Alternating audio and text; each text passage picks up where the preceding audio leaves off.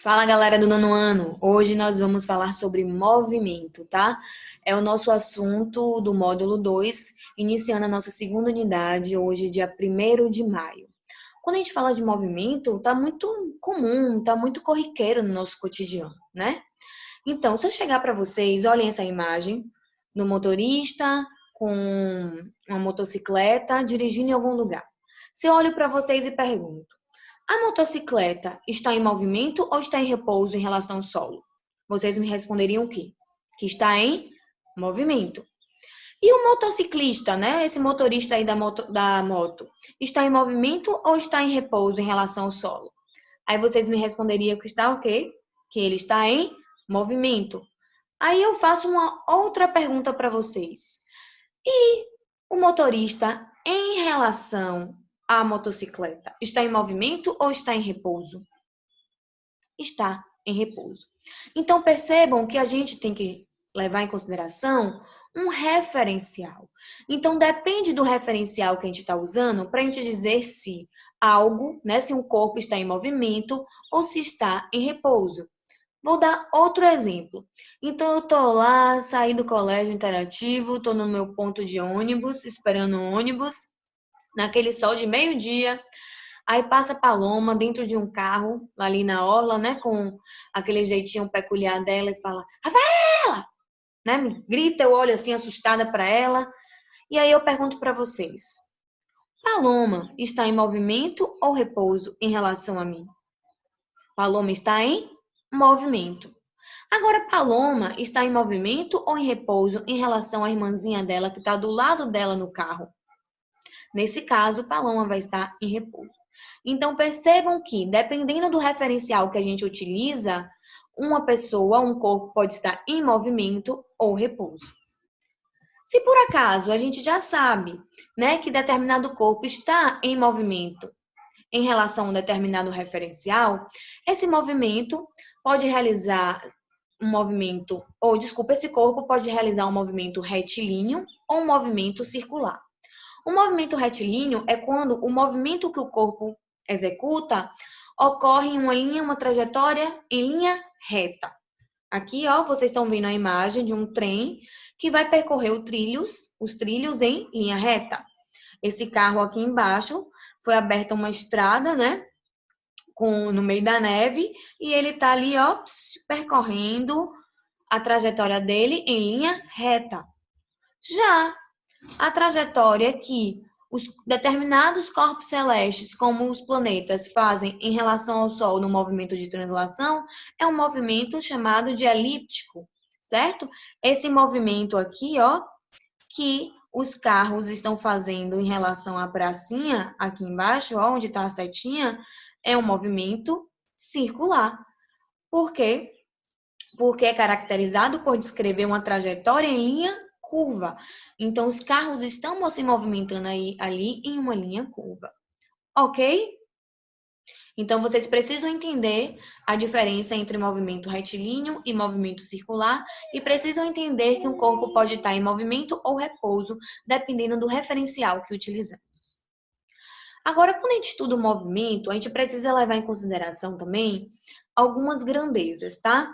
Percebam, aqui é uma imagem que tem inclusive no módulo de vocês, onde tem uma pessoa aqui, uma garota, chamada de Giovana, que ela está na frente da casa dela, posição A, e ela vai para o colégio, a escola aqui, ó, que fica nessa posição B, certo?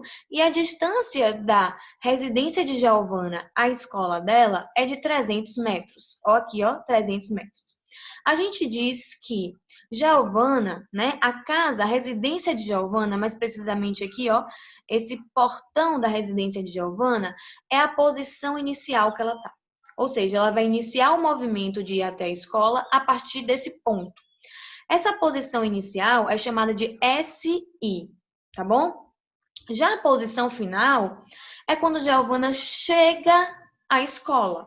Essa posição final representada por SF. Essa posição final é igual a 300 metros. Por quê? Porque Giovana percorreu uma distância da sua casa à escola percorreu 300 metros. A distância inicial dela, ou seja, como ela ainda estava parada para iniciar o movimento, a gente diz que a distância inicial é 0, então essa distância final é 300 metros, porque Giovana percorreu esses 300 metros para chegar até a escola.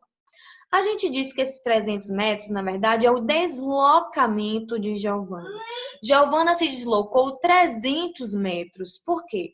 O deslocamento é a posição final de Giovana, ou seja, quando ela chegou na escola, menos a posição inicial, que é a posição ali da residência dela.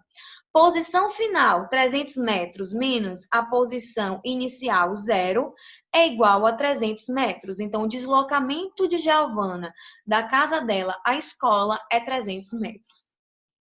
E olha bem, a gente fala em metros porque para deslocamento, a unidade de medida reconhecida pelo Sistema Internacional é metros, tá bom?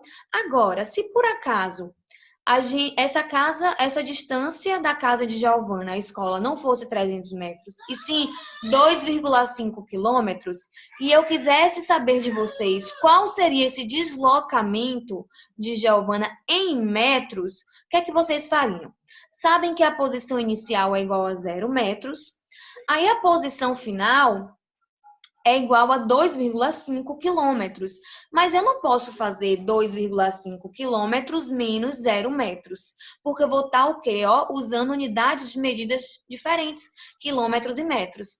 Não, a questão pede a resposta de deslocamento em metros. Então, eu preciso converter, fazer uma conversão desse 2,5 quilômetros para metros. Se eu sei que 1 quilômetro é equivalente a 1.000 metros, 2,5 quilômetros vai ser equivalente a 2.500 metros. Então, o deslocamento de Giovana em metros para essa nova distância entre a casa dela e a escola, que a questão deu falando que é 2,5 quilômetros. Então, o deslocamento em metros seria 2.500 metros, tá bom? Distância final, posição aqui, e final, que é a posição da escola dela, 2.500 metros, menos a posição inicial, que é 0 metros, 2.500 menos 0 metros dá 2.500 metros, tá bom? Agora, olhe bem, Giovana, ao se deslocar da casa dela para a escola, ela pode realizar diferentes trajetórias, certo? Então, a trajetória é o percurso que uma pessoa utiliza para sair de um local e até chegar a outro. Percebam aqui nessa imagem que Giovana, ela escolheu a trajetória A. Cadê o mouse aqui? A trajetória A, a casa dela em amarelo. Então, ela, saiu do portão da casa dela, atravessou a rua e chegou aqui, ao portão da escola, nessa trajetória A. Só que a gente tem, na verdade, Giovana tem outras possibilidades de trajetória para realizar esse movimento, esse deslocamento de sair da sua residência e chegar na escola. Então, tem, por exemplo, a trajetória B, tem a opção de fazer uma trajetória C. Se caso tivesse algum empecilho que ela não conseguisse fazer essa trajetória A, ou seja, tivesse aqui uma confusão na rua, ou então um buraco que não desse para ela atravessar a rua, ela teria que fazer outras trajetórias para chegar ao destino final dela. Então, Giovana teria a possibilidade de fazer a trajetória B, ou seja, ela não iria atravessar a rua, ela iria caminhar lateralmente a sua casa, atravessar a outra rua, certo? Desculpa, atravessar a outra faixa da mesma rua, ia passar pela rua de trás do colégio, pela lateral do colégio e depois ia chegar na frente do colégio. Trajetória A. Teria possibilidade, nessa situação, de Giovana fazer uma outra trajetória? Sim, a trajetória C. Então, Giovana iria atravessar a rua da frente da sua casa, localizada à frente da sua casa, iria seguir reto pelo outro quarteirão, atravessar uma rua, seguir, por outro quarteirão, vir lateralmente, atravessar outra rua até chegar à frente da escola dela. Então, perceba que tem trajetórias diferentes para realizar esse deslocamento que Giovana quer, né? Sair da casa dela para chegar à escola. A trajetória que a gente utiliza, a gente leva em consideração o intervalo de tempo, né? Que geralmente a gente escolhe uma trajetória que leve menos tempo para a gente chegar ao nosso local de destino. Esse intervalo de tempo, que está representado por essa fórmula aqui, é ΔT, certo? O intervalo de tempo que é igual ao tempo final, que foi o tempo, né, do destino final, da posição final, menos o tempo inicial, que é o tempo da posição inicial. Então, por exemplo, se nessa situação, rapidinho, peraí, deixa eu consertar aqui. Bora lá. Se nessa posição, Giovana saiu da sua casa às 7h15, por exemplo, e chegou ao portão da escola às 7h20, eu quero saber qual foi o intervalo de tempo gasto por Giovana, né, que ela usou da saída de sua casa até a chegada da escola em minutos. Ah, professora, é fácil, ela saiu 7h15, chegou 7h20, o intervalo de tempo foi 5 minutos, né? 7h20 menos 7h15, 5 minutos. Mas, gente, a gente não pode estar, fazendo essa subtração com horas e minutos, usando unidades de medidas diferentes no mesmo cálculo. Não podemos. Se a questão quer esse intervalo de tempo em minutos, a gente precisa fazer a conversão de horas para minutos. Então, vamos lá. Se a gente sabe que 1 hora tem 60 minutos, 7 horas vai ter quantos minutos? 7 horas vai ter, 7 vezes 60, 420 minutos. Mais os 15 minutos, que foram 7 horas e 15 minutos. Então, o tempo, certo, em minutos, da saída de Giovana foi 435 minutos. Giovana chegou lá na escola às 7h20. 7 vezes 60, 420, mais os 20 minutinhos aqui, 440. Então, o tempo final, né, do deslocamento de Giovana foi 440 minutos. Para enxergar o intervalo de tempo, vamos subtrair o tempo final menos o tempo inicial. Qual foi o tempo final? 440 minutos e o tempo inicial, 435 minutos. 440 menos 435, ΔT é igual a 5 minutos. Então, o intervalo de tempo gasto por Giovana para chegar até o portão da escola foi de 5 minutos.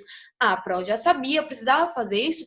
Precisava. Você precisa converter, tá? Dependendo da unidade de medida que a questão está pedindo. Você precisa fazer essa conversão para que coloque todos os valores em uma única unidade de medida e assim poder fazer o cálculo. Gente, eu queria falar tá? Sobre isso hoje na aula de vocês. Depois vamos falar sobre velocidade, velocidade média, aceleração. Então, a gente vai começar a iniciar essa parte de física na nossa disciplina de ciências. Eu espero que vocês tenham entendido. Qualquer dúvida, vocês me procuram, tá? Ou pelos comentários aqui do portal ou na própria plataforma que eu estou disponível para tirar as dúvidas de vocês. Até nossa próxima aula, e um beijão, fiquem bem, tá bom, gente? Beijos, beijos, beijos.